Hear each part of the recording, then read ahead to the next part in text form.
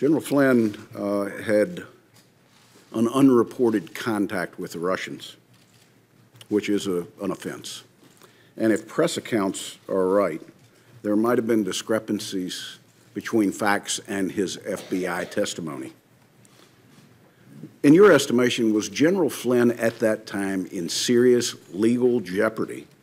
And in addition to that, do you sense that the President was trying to obstruct justice or just seek for a way for Mike Flynn to save face, given he had already been fired? Well, General Flynn at that point in time was in legal jeopardy. There was an open FBI criminal investigation of his statements in connection with the Russian contacts and the contacts themselves. And so that was my assessment at the time. I don't think it's for me to say whether the conversation I had with the President was an effort to obstruct. I took it as a very disturbing thing, very concerning, but that's a conclusion I'm sure the special counsel will work towards to try and understand what the intention was there and whether that's an offense.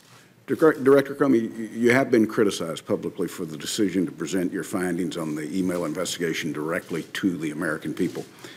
Have you learned anything since that time that would have changed what you said or how you chose to inform the American people? Honestly, no. I mean, it caused a whole lot of personal pain for me, but as I look back, given what I knew at the time and even what I've learned since, I think it was the best way to try and protect the justice institution, including the FBI. The decision to publicly go out with your results on the email,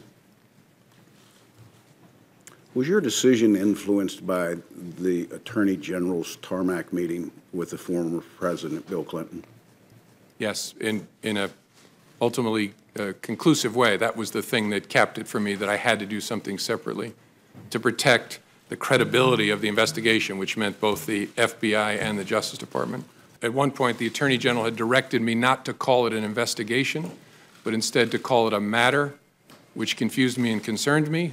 But that was one of the bricks in the load that led me to conclude I have to step away from the department if we're to close this case credibly. Now, you've had extensive experience at the Department of Justice and at the FBI. You've worked under presidents of both parties. What was it about that meeting that led you to determine that you needed to start putting down a written record?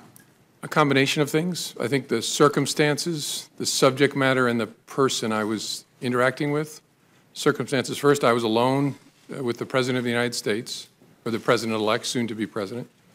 The subject matter, I was talking about matters that touch on the FBI's core responsibility and that relate to the President-elect personally. And then the nature of the person.